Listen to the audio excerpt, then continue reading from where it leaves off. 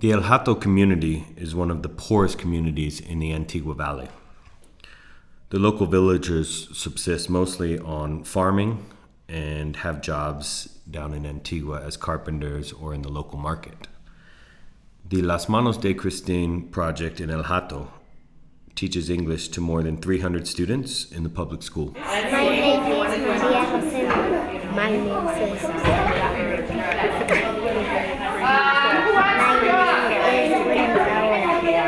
My name is Lilian. My name is Alba. My name is In addition to the English classes, we run a bilingual library for the El Hato community. We have extracurricular classes, such as our art classes in the afternoons, and the children of El Hato can take art or use the library after school. I am 8. You are 8. 10. 10? 10 and 8. Yes. You? 10? 11. 10? 11. 11? 11. So my name is Brian Hunt. I have worked in education since 1999. I began my education career here in Guatemala by opening a language school. It was a for-profit business that I have with my business partners. Las Manos began as a project to help Safe Passage expand their services to the local kids in Guatemala City that lived in and around the Guatemalan City dump. We began the program with the idea that we could take a top quality English program that we had for children in a private school sector and be able to raise the money and give that same quality of English program to children who couldn't afford it. In 2007, Hanley Denning was tragically killed in a car accident in Guatemala City. We were in the position at that time to be able to help the Safe Passage program get through that very difficult time. We were able to create a separate entity, the Las Manos de Christine, which is an NGO, and raise the money to help begin the English program in Safe Passage. In 2010, the board of directors at Camino Seguro decided to fund the English program. The English program had been successful for the last 3 years, and to take on the funding and the administration of the English program inside of Camino Seguro. This gave Las Manos de Christine the opportunity to pilot a new program. We wanted to take what we learned inside the Safe Passage program and in the private sector and pilot a new program where we were able to partner with a public school. We chose the El Hato community because of its accessibility, because we were able to partner with a local eco hotel, Earth Lodge. And between the relationship that Earth Lodge had in the public school and the experience that we had, we were able to create a pilot English program that we then put inside of a public school.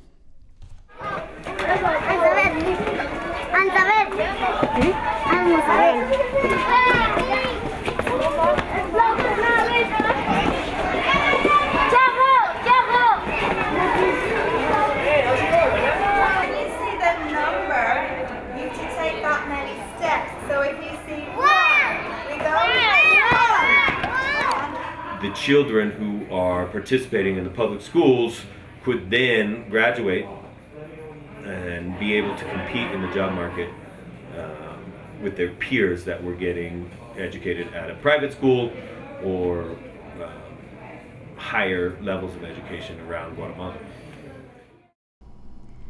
250 children attend the primary school in Aldea Alato.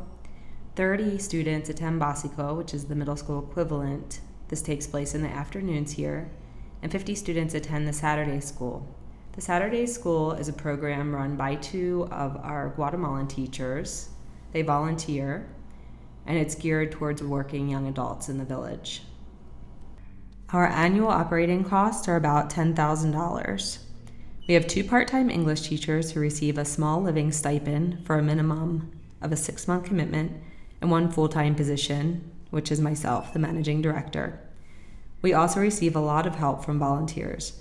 Our volunteers are in charge of all the after-school programs. We currently have an excellent art teacher who teaches in both the Básico and the primary school. And we have a volunteer running the library program a couple of days per week. The board and all of the rest of the people involved volunteer their time. And we have a partnership with a local hotel, Earth Lodge. Through the hotel, we can offer longevity, sustainability, because they care about the development, the long-term development of this community. They are as interested as we are in being able to provide the kids of the community an education that gives them an opportunity to graduate and compete in going to university with their peers or eventually compete in the job market. 6 is already here. 5. Do we have a letter? R. R? Yes. We do have an R. Good job.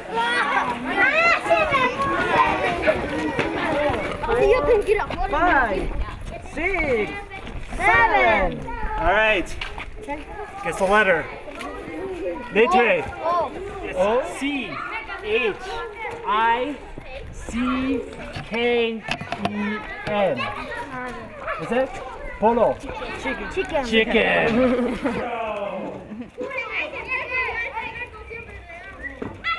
It's nice for them to have a guy volunteer. We rely a lot on volunteers. We rely a lot on people who come through the community and want to help. And we rely a lot on people who have some sort of connection to Guatemala and want to be able to give back and want to have an intimate relationship with the community in which they're helping. And that is something that we can provide.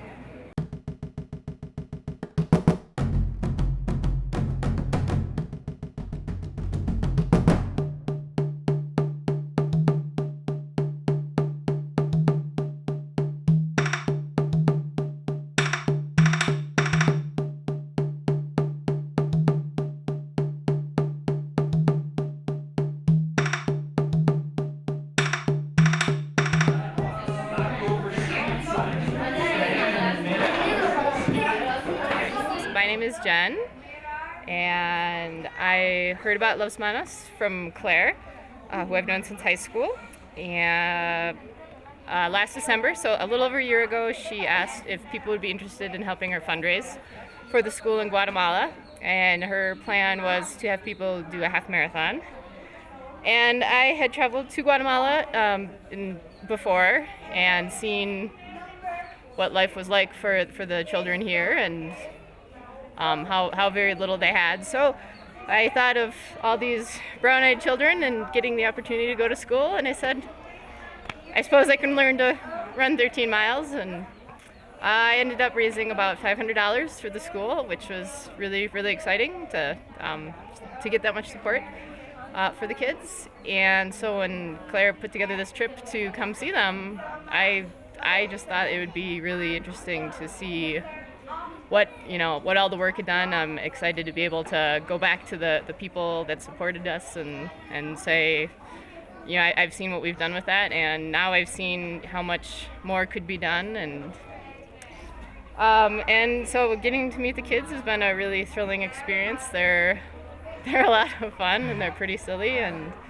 I have children of my own this age, and so the comparison between what they have and what they're doing in school and what they know already is interesting and stark. So, but I'm having a lot of fun being here, and I hope to come back and hope to continue to be involved. Televisión.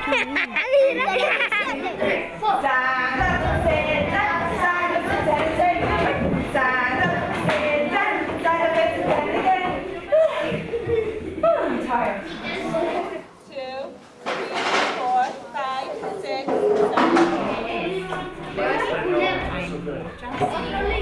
I'm the managing director here, so I have an amazing job. I get to do a little bit of everything. I get to teach and spend time with the beautiful children here, and I do some fundraising, the administrative side of things, networking in town with other NGOs, and we're also working on a new curriculum right now with Camino Seguro, which is pretty exciting. More of the private schools and NGOs working in education are moving towards English and recognizing the opportunities that brings to children in poverty. Hello, how are you? Hello, how are you? Hello, how are you? Very nice to meet you. Hello.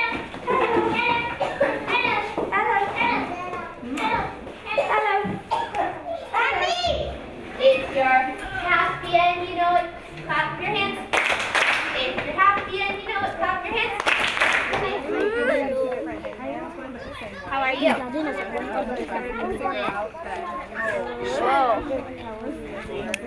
What we would like to see is that we end up being able to, like we did in Camino Seguro, take a backseat to a program that could function inside of the community on its own, right? Where the teachers who grew up through the system understand how to teach it and then come back to the community, want to be there and want to teach.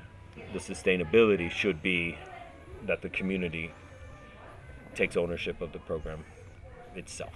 Nice job. Anyone else? Is it good? Cats? What would you say is the most challenging part about your job? On one level, the logistics of things, transportation, just getting stuff where it's supposed to be and connecting with the right people for resources. Sometimes coming from the States, it's hard moving here because it just takes longer to get stuff done. And what's the most rewarding part of your job? I would say the most rewarding part of my job is seeing the children's faces when they're given the opportunities to read and learn and just be exposed to a bigger world outside of El Alto. What's your name? ¿Cómo se llama? Angelica. How's the communities reacted to the program so far? Well, what did you guys think? I mean, the kids are pretty excited about the whole thing. I think the kids definitely, like, how's the families the and parents. the parents responding? I think it took years of trust, and I think we built on top of the trust that Bree had built with this community over 7 years, and which was also a very key part of being able to get right into the public school system, was the trust over the food program, the backpacks for kids. Bree does backpacks with school supplies so that they have everything that they need for school. And we also supply teachers with extra kind of teaching materials because they really don't have enough to teach their classes well. The parents are involved, and truthfully the moms are very involved. The mom comes to school meetings, but through the director of the school and the trust that the parents have of the teachers and that the teachers have working with us and that the community has had working with the hotel, then we've been able to build on a very long kind of a lot of work into that community. So yes, they react very well to the program. And you can see it through the environment. You know, we've been here 2 days. We were at the school for 2 days, and you're walking, you know, through the path, and the kids are like, "Mañana, tomorrow." You know, what we see, and we're like, "No, we're leaving." And it's just like, they're just What like, is your name? "Oh, yeah." My yeah. name is And so you can see it, you know, their excitement to be there and to have, you know, people come and see what they're doing. And truthfully, their parents are have trusted us a lot, you know, to let outsiders come into the community, sit in the classroom, and teach their kids things that they actually don't understand.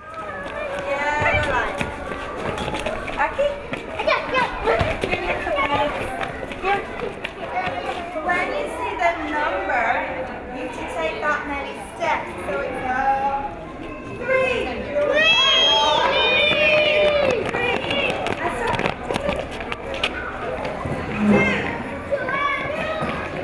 Excellent. Explain what the difference is. Like, what do women do in the job force versus men? I mean, once you have if you have that huge family, you start having kids at that young of age.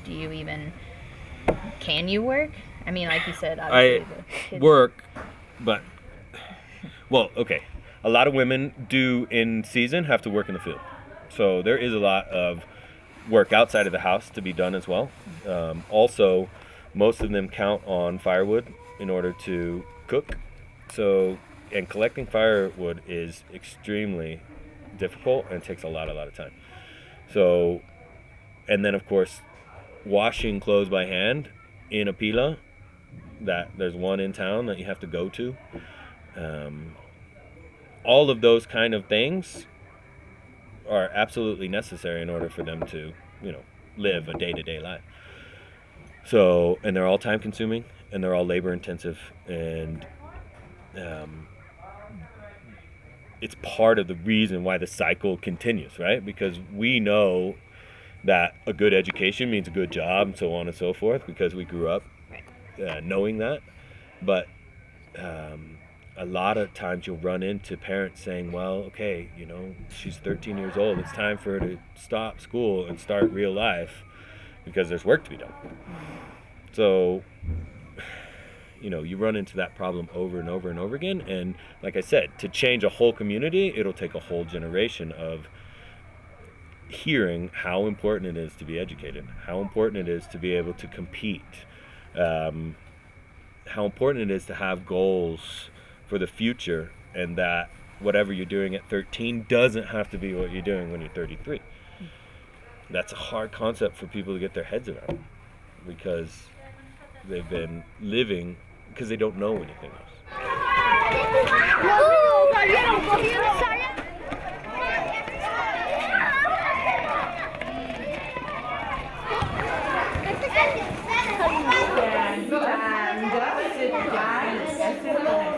My name's Melissa, and I'm here in El Hato, Guatemala, in the village. I initially came because, you know, Claire put together this trip, and I decided to come. I am half Guatemalan. I do have family here, and it's just a good way to give back to, you know, my community, my people. These kids are happier than ever. I don't really know what much to say. It's, you know, being able to just enjoy this environment, help them learn English, help them finger paint, help them do whatever. So I'm having a really good time. And what would be your ultimate dream for Las Manos, say 5 years? Where would you wish them to be?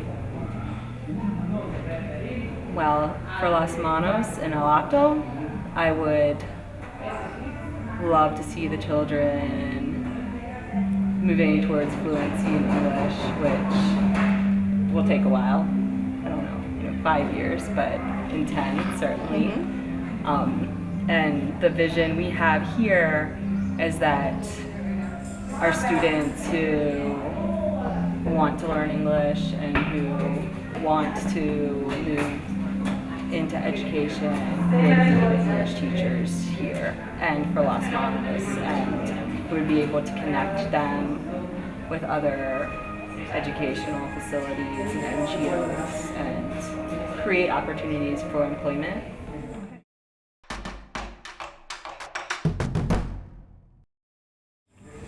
We have a vision for a guarderia, a nursery school for our younger children here. Right now, the public school starts with prepa, and the children are 5 or 6 years old. And we would really love to bring opportunities to our younger children. It would also give an opportunity for our young mothers to continue their education and to work and maybe have some free time, which is a concept that doesn't really exist here because women work so hard and work so many hours. We're currently raising funds to start a much-needed preschool with the goal of promoting early literacy, developing the basic skills and knowledge needed for the future for our young learners, and to expose children to a fun and creative learning environment. The preschool will be for children ages 3 to 5. It'll be bilingual, so we'll recruit and train a Guatemalan local teacher, and then we'll use the help of our volunteer English-speaking staff. The pilot program will run for 2 months at the end of the school year, and then starting 2013, we'll run the program along with the regular school year.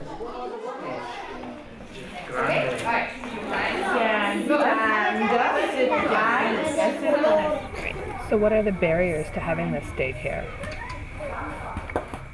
All right, as far as being able to have the kind of infrastructure to offer more than the English class in the public school, we've asked around for land to see if we could get land donated in order to have an education center. If we're able to provide an education place outside of the public school system, it means that we could provide education outside of what the national curriculum is, meaning the 1.5 to 6.5 year old or 5.5 year old, which is great because they start their education younger. Would it be bilingual, the daycare? That would be bilingual. Everything would be bilingual. But the opportunity that provides is for the young teenagers to not have to watch these kids in order to finish their education. So it's twofold in that way. And of course, in the best of situations, it could provide jobs. It could provide a sense of importance of education in the community. And if you look at a lot of modern studies of how to develop a community, it is extremely important to get the female population involved in education and higher education, and let them participate in the development of their own community. And it's very difficult for them to do that without an education. Because if their reading and writing isn't up to par, or their brothers or husbands have a better education than they do, then it's very difficult for them to participate in the development of the future of their own community. So what do we need though to make this a reality? The daycare. It would take a lot of money, basically. Yeah. To build the infrastructure for that, well, we know it took $5,000 to build the building that you have seen, that you worked in today. So it would take maybe 3 times as much to build something, because you would need land outside of the public land. But it also means you could invite other NGOs that work in community development and family planning and crops, jobs, whatever it is that the community lacks. We could then invite other projects that know those kind of things and invite them to share it with our community as well.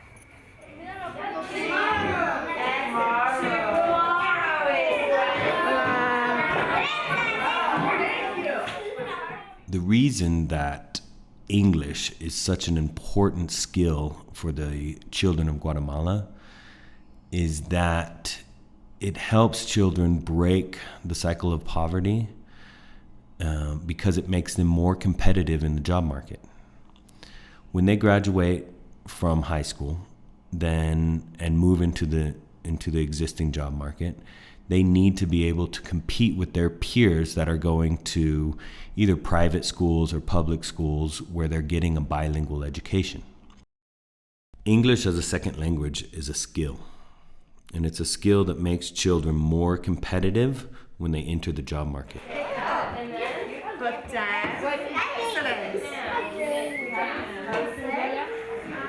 If you're going to work in development, the place to begin is by giving the children an education that gives them an opportunity to be competitive and gives them a future that has many different opportunities and gives them choice.